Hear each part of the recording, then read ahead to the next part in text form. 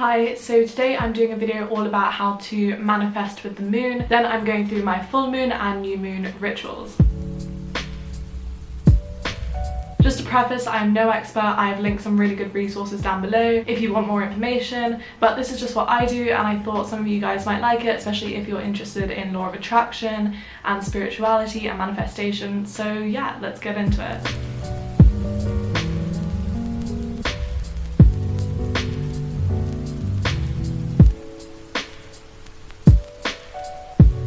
So why should you manifest with the moon? So you can use the energy from the moon phases and look at the different areas they highlight to make a schedule for your manifestation, and you can also use this to boost and heighten different areas of your manifestation. This allows you to dive deeper into aspects and also explore different aspects of your mental health, spirituality and manifestation. And so just quoting from this book here, which is such a cute book, I actually got this from the Works for like £4. If you're into spirituality or anything like that, I definitely recommend checking out the Works if you're in the UK. So this book is The Green Witch, and I'm just quoting from that a bit about the moon. The moon's energy is associated with feminine power, dreams and hidden knowledge. So yeah, let's get into when you can manifest with the moon. So the moon has 8 different phases, but we are going to be focusing on the new moon and the full moon in this video. The new moon for May is the 11th of May, which is actually the day after I'm uploading this. So if you're watching this on May 10th, 2021, tomorrow is the new moon. And then the full moon for May 2021 is on the 26th. I actually have this really cute chart from Pinterest, which has lots of the moon phases for 2021. I have this and, like I said, a bunch of other sources linked down below, and I also have a spiritual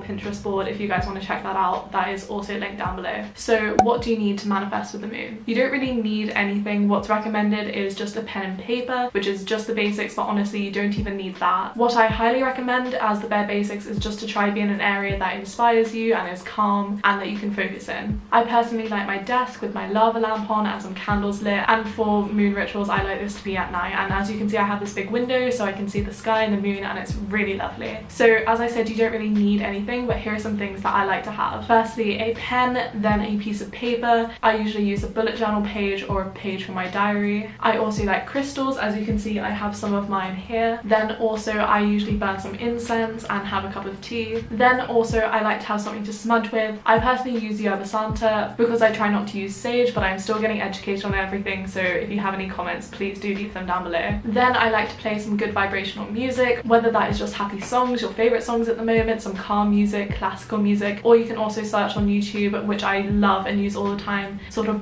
positive vibrational music. So I know 528 Hertz is really good for manifestation, but you can look all into that. And then you might want to have something that is specific to your manifestation. So I'll get onto more of this later with things you can do, but for example you might want a vision board to focus your manifestations. I actually have an entire video on how to vision board, which I will link up here or here, probably here, but yeah, if you want to watch that, that's all just about how I like to vision board and sort of a guide on how to vision board. I also saw this thing on TikTok, if you're on sort of spiritual witch talk, yeah, there's lots of stuff on there, that it's nice to have something that is to do with the element of your rising sign. So my rising sign is Aries, so that is a fire sign, so I like to burn a candle while I'm manifesting. You could also burn incense if that resonates more with you. If you have a water rising sign, you could drink water, cup of tea, you could take a bath, a shower. Especially on full moons, I think it's nice to sort of wash things away with a bath or a shower. And you could also make moon water. I need to research more about moon water, but it's definitely something I want to look into. If you have an air sign, I think a really cool thing to do, have all the windows open and let the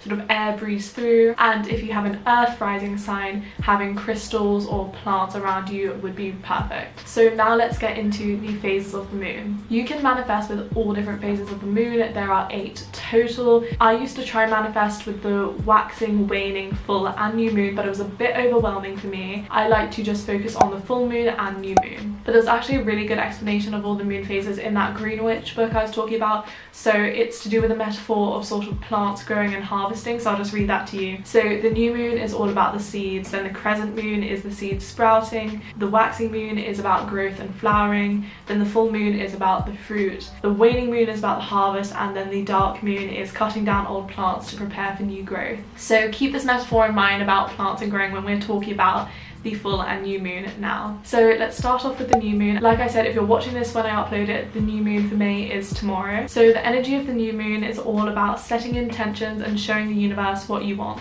The new moon is a clean slate and the beginning of a new moon phase cycle. And like I said before, it is the time for planting seeds of what you want to grow. So now let's talk about things you can do on the new moon. Just a note for all the things I'm mentioning, I don't do all of these things every full or new moon. I like to have this nice big list, and then on the day I can pick things that resonate with me and fit into my schedule, but I do like to do at least one of these things every new or full moon. So for the new moon, I think it's really nice to cleanse your space. I do this with smudging and incense, and I do often clean on the new moon day. It is also really nice to set clear intentions for your goals. So journaling might help with this, being clear about your goals. You can write about what you want, so you can set specific intentions that are curated to your goals. Talking about clearing your space, you may also want to meditate to clear your mental space, and again, journaling really helps with that as well. Then you might want to write down your goals, being as clear and specific as possible. Remember, your goals should be measurable, so when you do reach them, you can feel that sense of success. Depending on how you like to visualize, you may want to script,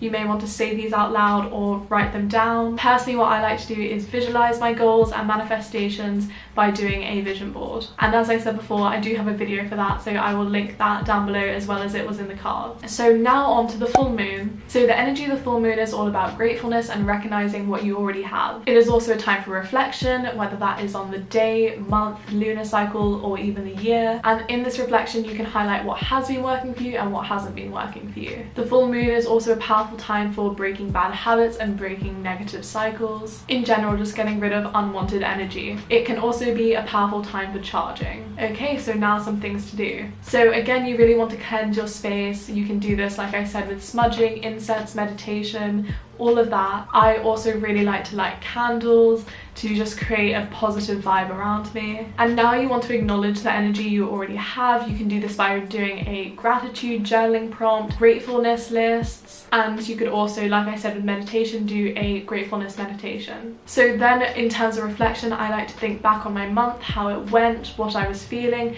and particularly look at my goals and how that went for the past month. During the full moon, you can also charge crystals. I have some Pinterest links down below that really explain that, but in general, I just like to lay them out on my windowsill. And finally, for the full moon, you want to let go of what is no longer serving you. There's so many ways you can do this. I'll just mention two that I like. First of all, a social media clear out is really good to make your digital life more cleansed. Then I also usually write a list of things that aren't serving me, negative habits or bad energy or just cycles I've caught myself in, and then I like to burn that piece of paper to symbolically let it go. But if you can't burn things, ripping it up also does just as good as a job. So yeah, that is all. I really hope you enjoyed this video and I hope it gave you some inspiration. If you did like this, please do comment down below. And I've noticed that like 99% of you guys who watch my videos aren't actually subscribed. I'm sure you watching are, but it would mean a lot to me if you guys did subscribe, especially if you did like this video. So yeah, thank you again so much for watching, and I hope to see you next time.